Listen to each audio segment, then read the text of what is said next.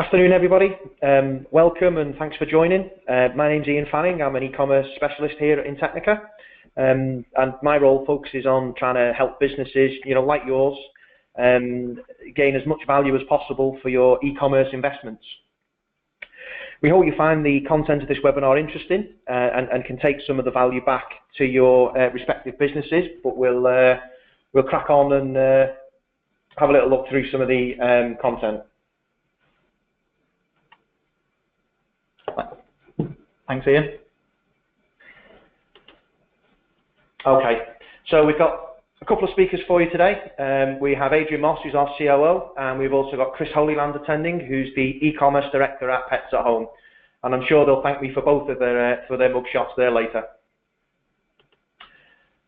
Okay, so just a very little brief comment about Intechnica. We are leaders in kind of assessment, design, build and operation of high performance digital technologies.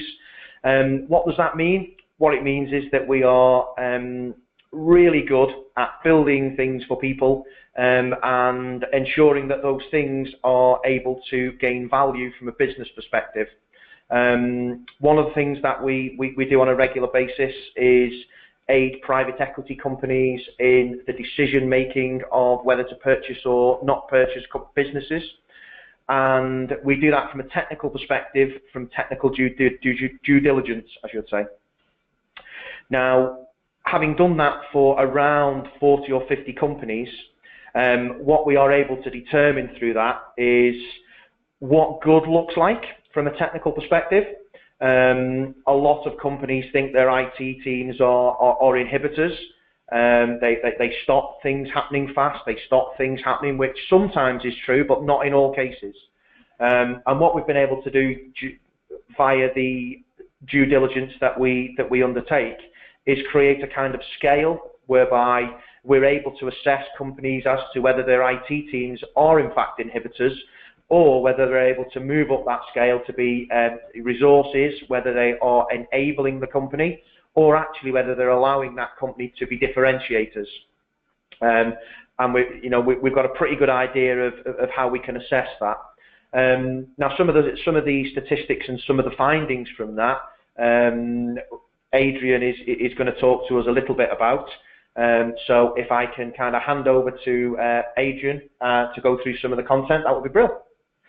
Thanks very much, Ian. Thanks for the introduction. So I'm Adrian Moss. I'm the COO at Intechnica, and I'm primarily going to talk about the results of our work with companies to assess their abilities with technology, how they manage technology, how they deliver change. And as Ian said, we've worked with a large range of companies now, and what we do is we carry out a 360-degree assessment of how a business and its technology department interacts, and we look at things ranging from how they deliver requirements, how they develop product market fit for technology, how they develop software, how they deploy it, how they host it, what resilience looks like, what the management structure looks like, and that gives us a very comprehensive understanding of how businesses are managing technology, primarily within the UK, but also sometimes overseas. And what we've done from that, what I'm going to present back today, is we're going to distill the number of characteristics that successful businesses use in order to move faster when delivering technology-based change. So I'm going to cover some of that feedback. I've drawn out 5 points from our learning that I'll talk about later in the presentation. And then I'm going to start the presentation really by talking about why businesses find technology transformation hard, why it's a challenge, and why we get the results that was on the graph that Ian showed in the last section, where he said, most departments, most technology teams are what we classify as a resource, i.e. they're delivering, they're making the changes that are needed, but they're not really creating technology-based differentiation for that company. So I'm going to talk about some of the factors that sort of make that a complicated thing to do, and then also draw out some of the behaviours that can move those businesses to being technology-driven differentiators. Right, so I'm going to jump straight in. So I want to start by talking about what Gartner referred to as the digital mesh. Now, we're all used to being surrounded by laptops and mobile phones, and increasingly the number of ways we can connect to the internet is increasing. So a lot of people now, certainly this Christmas, and some people last Christmas will be buying things like Alexa, Amazon Dot, and products like that. And a lot of people have Siri or the Google Assistant on their phone, and that's another way that's emerged in the last few years of us being able to interact with what Gartner refer to as the digital mesh.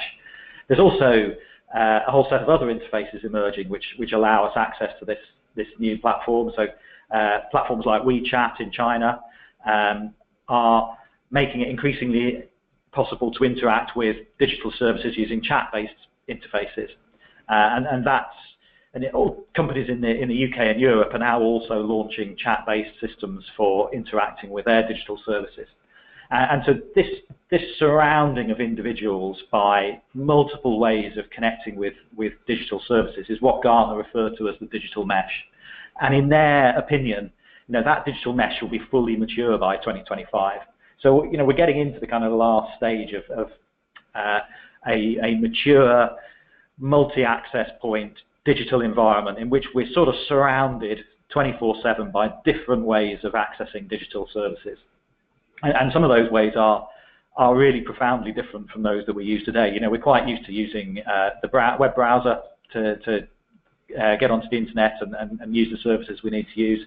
We're pretty used to using apps to do the same thing, but chat-based systems and voice-based systems are quite new to us, but they're maturing fast. And I guess the other important thing to draw out from this is, many of us work in the digital industry, and we used to be able to access our customers directly. We used to be able to access them via our websites, so we know what those customers are doing. But increasingly in this new digital mesh world where people are using voice assistants and chat, actually that last mile of customer communication starts to be owned by some of these hyperscale providers. So, it's Amazon who own the last point of contact with Alexa. It's Apple who own it with Siri, and clearly it's Facebook who own it with things like WhatsApp and Facebook Messenger.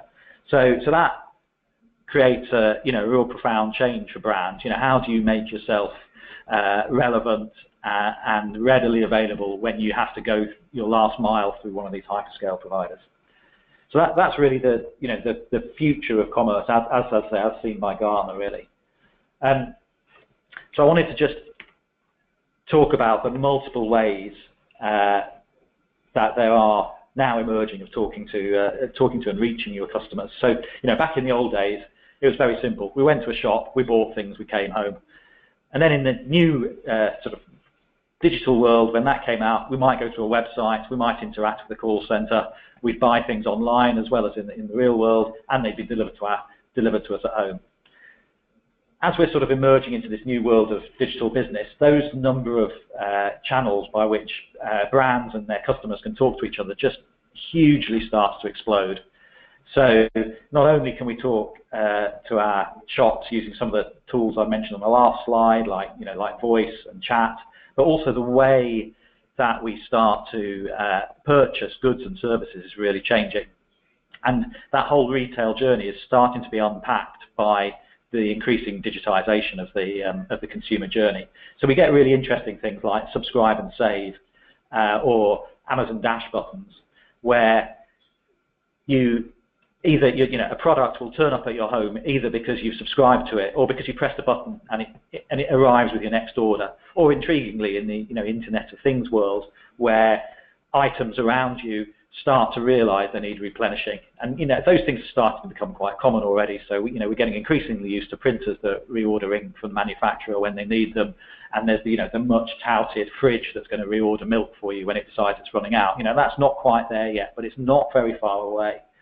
And these, along with the multiple delivery channels that all e-commerce providers now really need to provide, so you deliver to house, home, office, locker, really creates hundreds and hundreds of different digital ways that you end up having to engage with consumers. And that's kind of, I guess, an order of magnitude more complex than even sort of Internet 1.0. And so that's the position that brands find themselves in these days. And so, the key challenges people face are, how do you manage all of these touch points? And importantly, which ones are going to work for your company? Some of these touch points aren't relevant to all brands. So, but how do you, in a world where there's infinite possibilities almost of engaging with your customer, how do you find out which is the right one for your brand? And how do you find unmet needs that your customers have and solve them, so that you identify new business opportunities when you've got all of these different channels to manage? And I guess it's not surprising that 70% of commerce providers are reporting that they struggle to keep up with all of this change. So it's a fairly complex environment, and it's a challenging one as well in terms of deciding what the right thing to do. So this diagram here is called a Stacey Graph, and what the Stacey Graph shows is if what you're trying to do, if what you're trying to innovate with is both certain and all of your stakeholders agree, then it's fairly easy. But as you move away from certainty, and as you move away from a clear agreement amongst your team about how to innovate, the harder and harder it gets. It's very, very difficult to know what the right way forward is. And you can see that if you think of really big, very common websites that we're all used to dealing with. So, for example, before Facebook, there were several social media platforms, many of which we've forgotten about. But it was Facebook that came to dominate. Similarly, in search, there were lots of search engines before Google arrived, but it was Google that came to dominate. And this really highlights the complexity of innovation. The things that decide the real leading product from those products that become the also-rans are often very subtle, and they're often not immediately visible. It takes time and it takes continuous sustained effort to find those things that are the differentiator that make your product the one that stands out from the competition, because it's not obvious from day one. If we were born knowing how to innovate, there'd be a lot more successful innovation going on in the world. So at Intechnica, what we've done with our engagement with businesses where we've surveyed their technology teams, what we've done is we've developed a set of core behaviours, and this is just one example on screen, and we've classified the types of behaviours that teams will exhibit at different levels of maturity, so that when we work with a team, we can understand what level of maturity they are at in a given discipline, and we put all of those together in order to create our assessment of their digital maturity and their ability to innovate.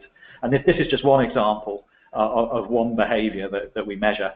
And so using this technique and a whole set of other digital behaviour indicators, what we've done is I've pulled out a number of key behaviours that I think are really important, and that the businesses that we see winning in digital are deploying in order to be able to innovate faster. So I'm going to go to the first one. The first thing that successful businesses do is they break down their innovation into chunks. So it really wasn't too long ago when most companies' innovation lifecycle consisted of writing a business case, going to the board, asking for maybe 3 to 6 to 12 months of money in order to then recoup the investment in that digital product you've developed over 3 to 5 years. Now that's in the modern digital world, that funding model doesn't really work anymore. It starts to break down, because in the sort of modern digital world, where one doesn't quite know how to proceed and one needs to experiment a lot in order to find the right solution, the right product market fit, the right customer engagement, one needs a much more ongoing funding model where you make little changes, recoup the benefit from those if they're successful quickly, and then make another change and another change and another change, and keep going. And that really sort of changes the funding model from a project-based one, which is the historical way of doing things, to much more of a long-term, ongoing, product-based funding model, where you're saying, look, we're going to be building a website and we're never going to be finished. We're going to be building a digital service and we're going to be doing it for the next 5 years. So we just need to fund it for the next 5 years at the appropriate level. And what we're going to do is we're going to focus on increasing our ability to release change to our web service, so that we can continually adapt and continually innovate to both technology changes and sort of what our customers need. So that's the first behaviour that we've seen. The second one really is about what people do with those release opportunities, those frequent release opportunities. So sometimes it's obvious what you need to release next on your website or your app. Sometimes it isn't. Sometimes you need to run experiments. And so companies that do this really well will have a mixture of firm upgrades that they know they need to do, and they'll have upgrades that are much more speculative, that are testing whether a particular change is well received by customers. And very successful sites will be running both types of activity at the same time, and often to different parts of their audience. So they might be running experiments to 5 or 10% of their audience and seeing how they respond to the experiments, whilst the main part of software development is going on to the remaining 90% of the audience. And the other important behaviours in this experimentation world are getting out of the building and speaking to real users, doing guerrilla testing, stopping people in the street, as I've done, and showing them app ideas and starting to see if they engage with them and if they make sense to them.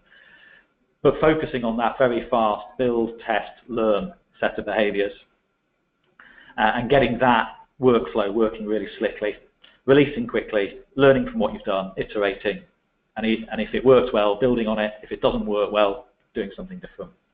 So that's behaviour number 2. Behaviour number 3 is really about how teams are structured. So in order to create this fast-moving, experiment-driven culture, what teams need to do is they need to be very autonomous. They need to be able to make decisions about what experiments they're going to run, what results they're seeing. They need to react to those the data they're getting back from the real world very quickly. And so a siloed team where you might have UX, information architecture in one department, development and QA in another department, and release in a further department. The sorts of silos you get from those team structures slow you down because you have those cross-departmental boundaries that always slow communication down. You also, if there's too much management, if for every change that you make to the website, you have to go up through various levels of management to get approval, again, that slows you down. So it stops you from building that fast feedback loop. So companies that do this well, they build teams that operate like mini startups, and they have all of the disciplines they need within one team, so that they can both design the changes they want to make, code them, test them, release them, and then analyze the results, with product owners working directly with those teams, maintaining their own roadmaps, and driving forward innovation. The other way that these teams work is they tend to be measured on their outcome. So the outcome that you might charge one of these teams with delivering is an increase in conversion by, say, 20%.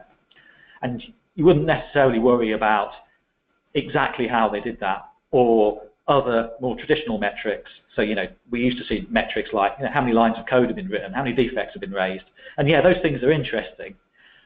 But the really important things are those outcome-driven metrics. Have we delivered more conversion on the website? Are we getting more people to turn up at the website in the first place?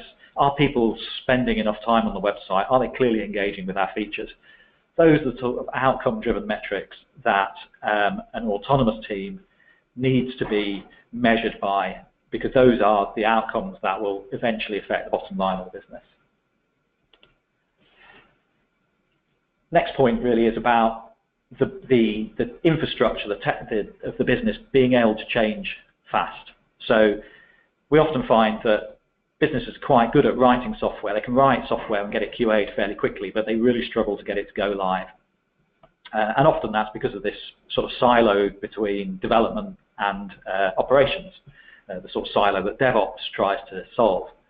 But if you look at businesses that are doing really well, what you see is they've invested very heavily in being able to actually make change happen on their public-facing websites. So, Amazon's a classic example, gets quoted a lot, and apparently now they release 3 new features a day. That's not 3 changes to their software, that's 3 entirely new features. But if we look at businesses closer to home, I used to work in Auto Trader, and when I joined, AT could make about 10 releases a week. We had 2 release slots every working day, and that was pretty good. That was more agile than a lot of businesses are today. But the guys at AT, they invested very heavily in continuous integration and continuous deployment. And as a result of that, by the time I left, really any one of the 20 software development teams could release their software at will, any time during the day. And they did. And there would be multiple releases going on of that system every single day of the year. ASOS is a really interesting case because ASOS regard this ability as so strategic to them that they report it in their annual report to the city. And if you look at their 2017 annual report, it said that in the first half of 2017, they're planning on making 600 changes to their software. And in the second half of 2017, they were planning on making 1,000 changes to their software. So you can see, these businesses that are able to build this capability, what they really create is a kind of a breakout potential. They get to the point where they're able to just move faster than the competition. And so they're able to adapt to their customers' needs faster. They're able to understand their customers faster, and they're able to respond to their customers' needs faster. And really businesses that can't move that fast very seriously risk being left behind. And I'd say the final point is businesses that do this really well, they bring all these behaviours together. They focus very hard on creating a digital leadership that is nurturing the business to create these behaviours. And they look at the structure of their teams, and they look at how well they're behaving, how well they're interacting together. Are silos being created? If there are, break them down. Are the teams getting out the building enough and meeting real customers enough, or are they working back in the office? And if they're working too much back in the office, make sure they get out of make sure they get out and start interacting with real customers in some way. Is the system architecture able to change quickly enough? Can they release change fast enough? And increasingly, that is absolutely a senior management responsibility. And businesses that are doing well are taking that very seriously at senior management and board level. And that really, Ian, is the points that I wanted to draw out from our research. Okay. I hope that's been useful. Brilliant. Thank you very much for that, Adrian. That was fantastic. I'd now like to hand over to Chris Holyland, who is the e-commerce director at Pets at Home.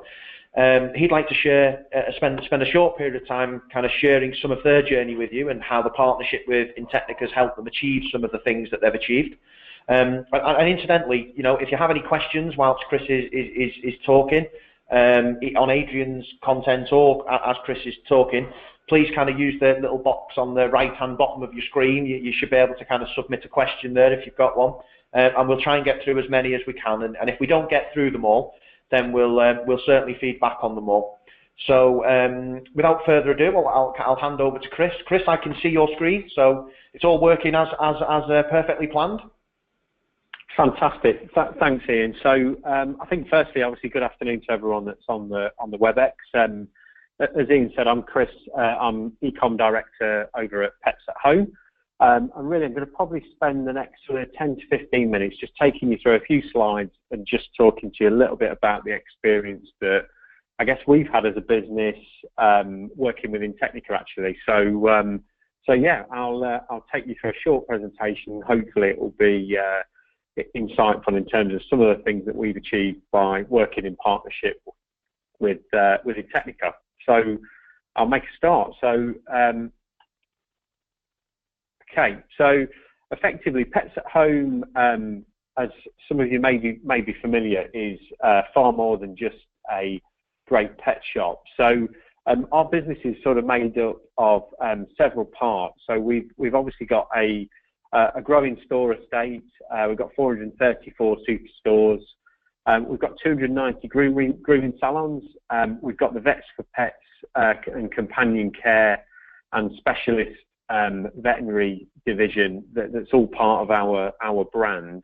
And we've got a really unique sort of pet plan and Pets at Home partnership with our insurance providers. So I guess we're a really great business in terms of our kind of love for pets, and we're a really emotional brand in terms of at the heart of our business is this really great emotional bond that we have with our customers that's really created by the shared love of pets.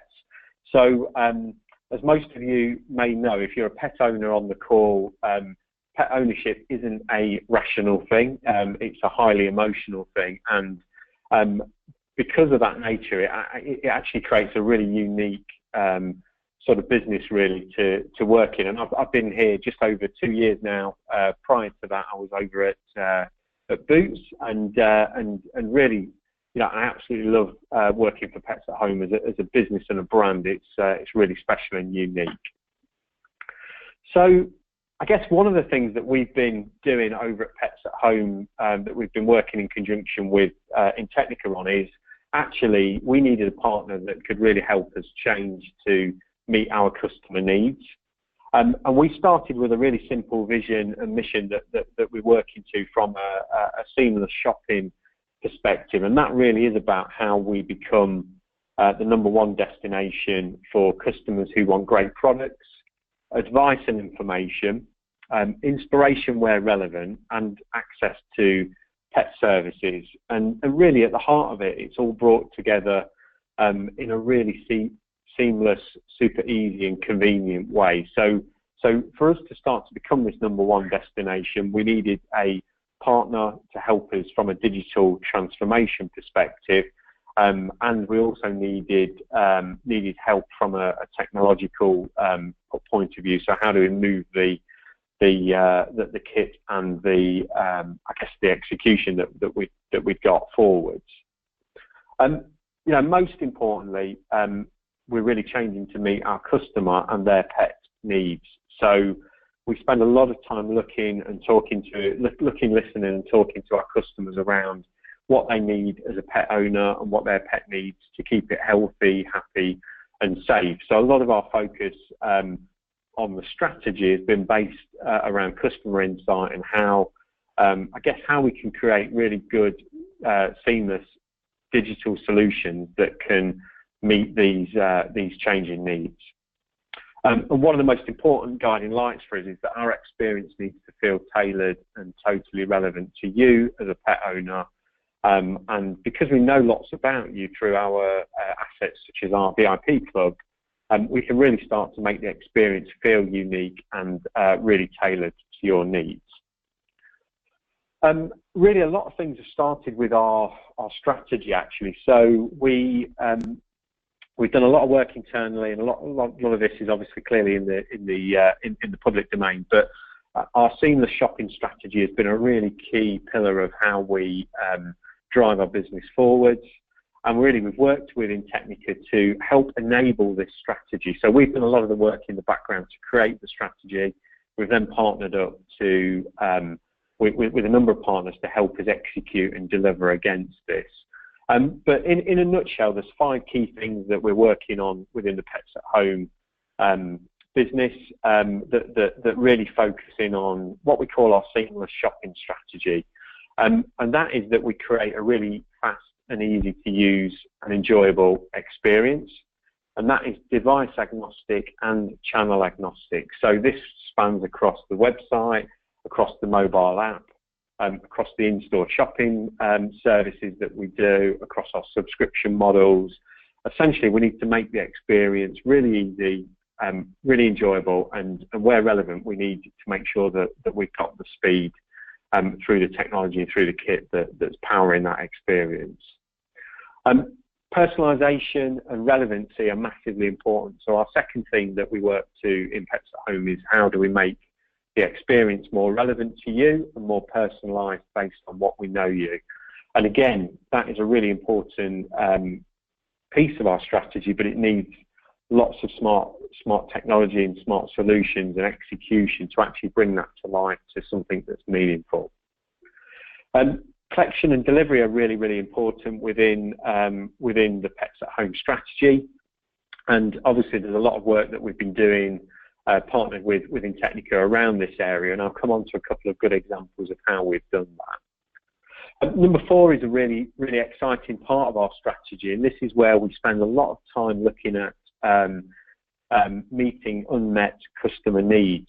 So we're really interested in our business of creating innovative solutions, but not just for the innovation's sake. We want to innovate to actually meet an unmet need. And this has been brilliant, and there's a couple of examples I'll share with you later on in the presentation that just bring this to life, actually. And then lastly, for us to become the destination for all things pet, we need to consider ourselves as being far more than just a great e-commerce shop. So shopping is one aspect of what we do, but customers coming to us for pet advice and information and inspiration, or to find out about where our stores are or our vet practices, or even access and book online. You know, our role and purpose in the digital sense is to be far more than just a shop.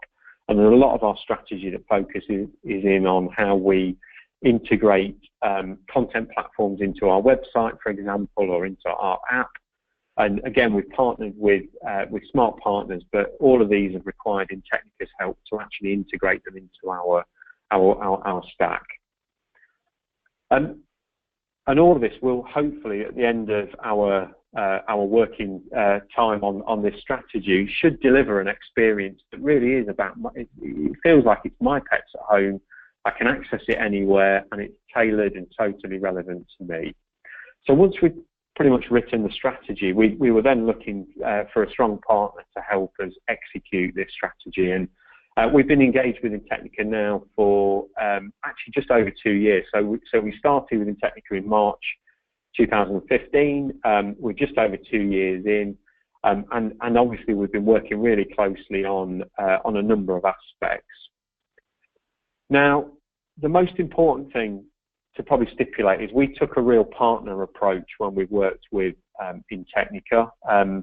We don't consider Intechnica a supplier, we consider Intechnica a partner, and therefore we share our strategy, we help, we basically get Intechnica to be part of the forming of some of those strategic initiatives, and really this ethos of delivering together, one team, is really, really important. And I think our relationship is strong based on the fact that we've approached it as a partnership model.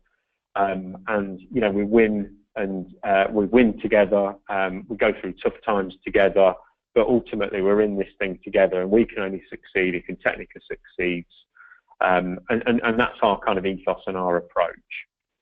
So just to give you a bit of an example, we went through a transition of moving away from a current provider of our website development, and we introduced Intechnica. And really, we've gone through pretty much 3 phases of transition over that kind of 2-year period. So the first one, really obvious, is there was lots of things that we wanted to do, we wanted to fix. So we were really clear on what our backlog items were, what our priorities were, and almost the order that we need to do these things in to deliver customer benefit and commercial upside. So we went after the quick fixes and the areas that we really wanted to kind of make sure we'd done that work first. We then moved into a phase within Intechnica where we really kicked off a work stream which we call improve and optimize, and this is this idea of continual improvement, continual iteration, and we've got a whole stream of work which actually spans across the business side into development. And improve and optimize isn't exclusively about development and web development, and there's lots of things that we've done from leveraging what we've already got. Almost you could describe it as sweating the asset that we've already built and we've bought. And then the third block, which was really exciting, which I'll obviously describe a little bit more about shortly, is we've started to really develop work streams within Intechnica that are about developing strategic new capabilities that are going to be great for customers, great for pets, and really set us apart from the competition. So there's lots of things that we've done in the last 18 months that really give us competitive advantage over the pure players. So I've just mentioned this earlier, but the true partnership approach has been really, really important, and moving to the Agile delivery model that we've been working to has been absolutely at the heart of what we've done. And as Adrian said, we're not quite at the levels of ASOS in terms of the number of releases we do, but we've now moved, which I believe is a really big step on from the pets at home context. We're using IBM WebSphere Commerce. And we've moved to an Agile delivery model, and this really allows us to do really a major release every sort of 4 weeks.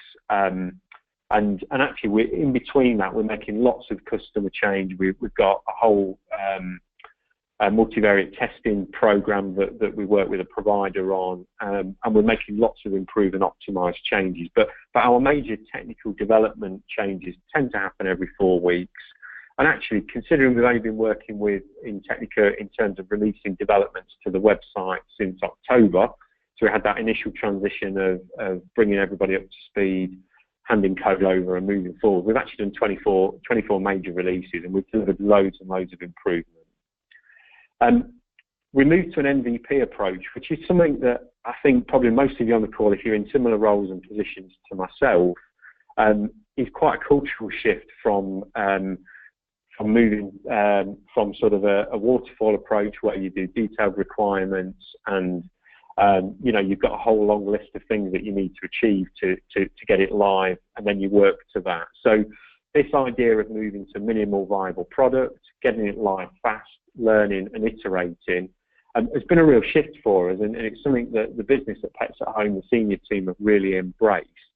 And they really get it now. When we're talking to our chief exec and would say, look, we're going to get an MVP subscription model together. He knows already what I'm talking about, and actually I don't need to really talk a lot about what about this feature, what about that feature. He knows that we're going to get it live fast, we're going to learn, and then we're going to iterate. So that shift has been really important, and Intechnica have helped us really embrace that. And then I did touch upon this earlier, but a dedicated one team mindset is really, really important. We succeed or we fail together. It's actually our choice. We decide how we approach it. When it's tough, and we have to work really hard together to get over the line, to almost get the obstacles out of the way and move forward. And I think that's really important, because with anything like this stuff's really difficult. It's really hard. That's why you partner, because if you could do all of this stuff yourself, you wouldn't be needing a partner such as Intechnica. You wouldn't need it. Whereas we know that we've got some gaps in our capability that actually Intechnica have really helped us plug. So just a few examples. Like I said, we've done 24 major releases. We've done multiple mini patch releases in between. We've probably topped over 100 big changes that we've made since our initial engagement. But there's a few really big strategic ones that I wanted just to share with you. So one of them has been really focused around actually creating an easier, faster experience.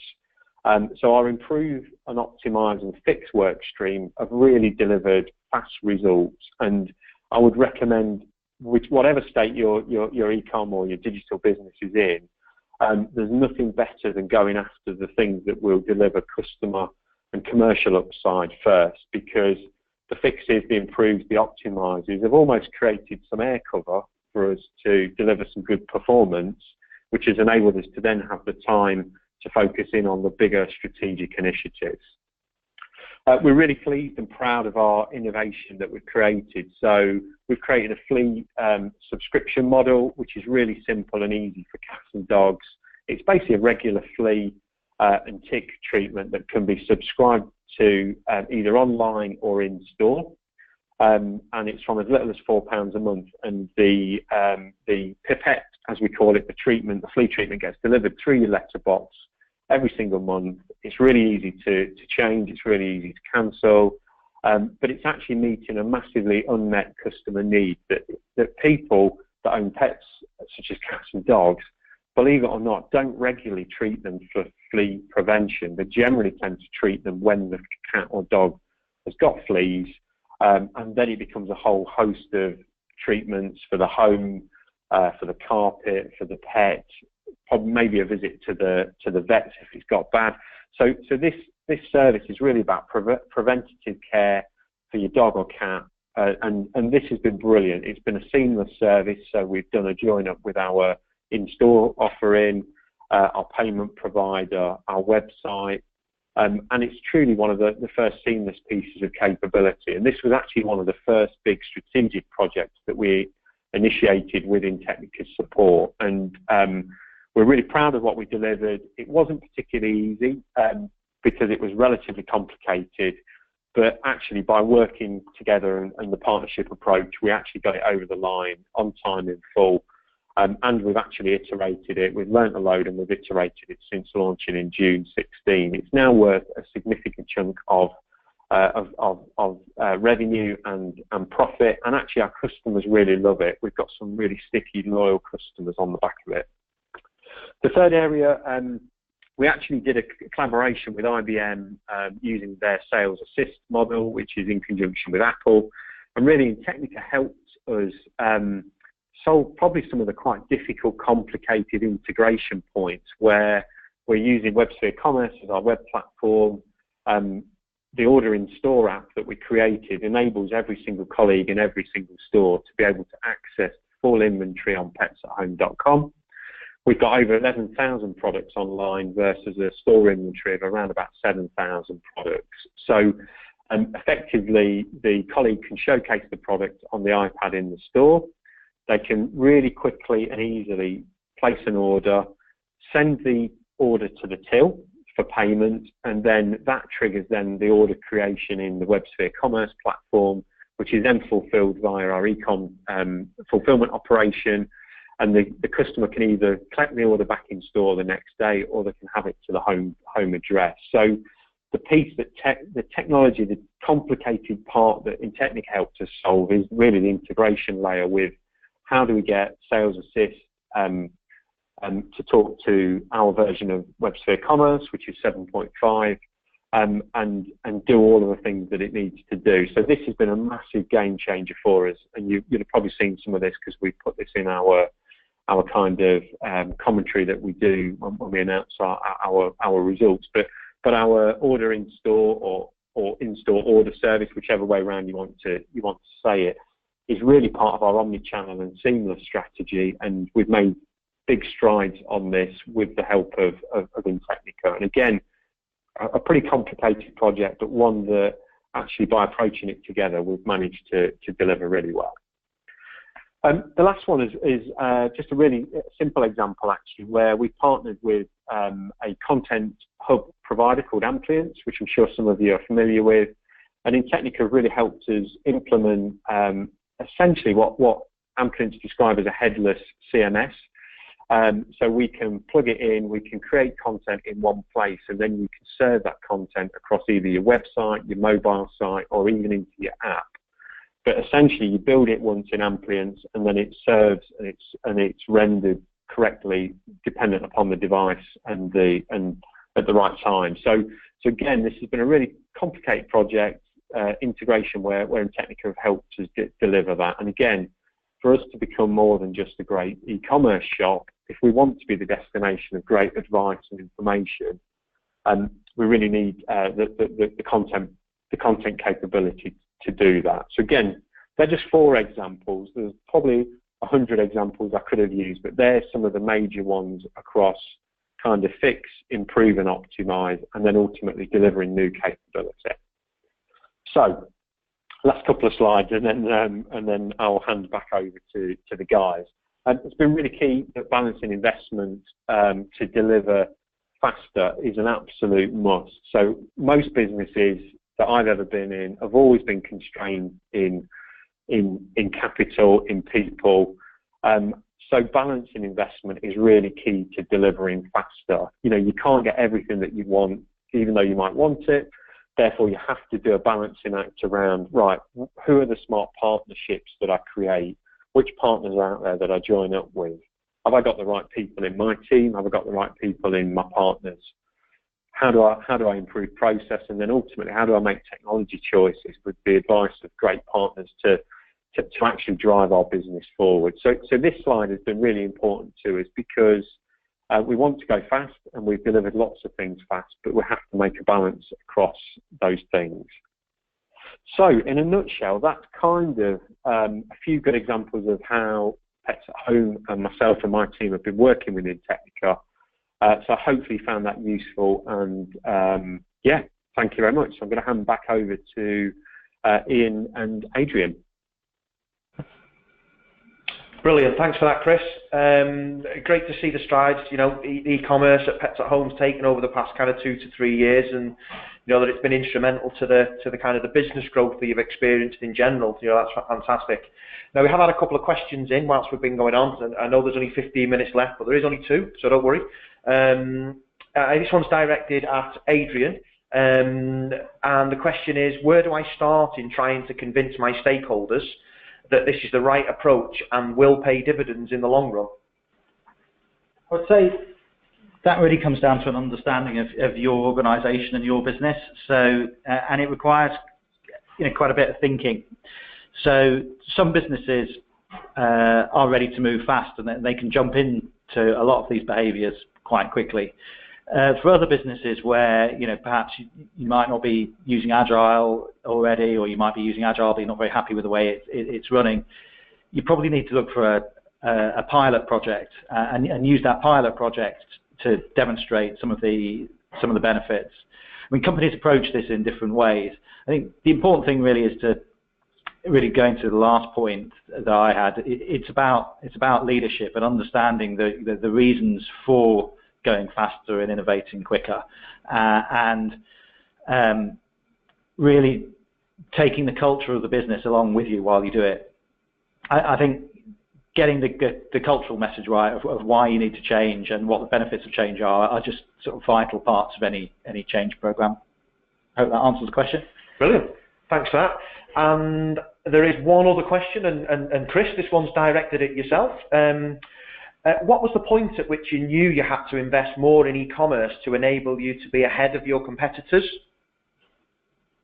I think the real simple answer on that, Ian, was we really needed we actually took a real reality check, and we looked at our customer experience across a number of sort of dimensions and attributes, and really ranked ourselves against those competitors that were really sort of delivering successful experiences, and really we realised we'd got a gap, we'd got a suboptimal experience, and really to close the gap and to drive competitive advantage, we realised we needed to invest in really creating that experience that matches the experience that we deliver in our stores. So really for us, it was using insight, it was using what competitors are doing, and really making sure that we're one step ahead of in the pet space, we're one step ahead of the competition.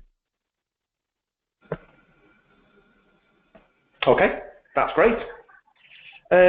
Now, those on the call, if you would like any more information regarding any of the content that you've seen, or you think of a question afterwards that you think, oh God, I wish I'd have asked that, my contact details are on screen being shared there at the moment. Feel free to drop me a line or give me a call, and if I haven't got the answer, I'll certainly be able to get that question over to Chris or Adrian relatively quickly to get an answer back to you. We will also be sending a recording of the webinar to everyone, so if you have got colleagues that maybe couldn't attend today, you'll be able to share it with them, and they'll be able to kind of listen through and relive it. We are also actually offering a kind of a tailored consultation session for attendees today, and that is really to kind of try and help you through some of maybe the initial thinking of, how the hell do I do that in my company, the company I work for, how do we even start?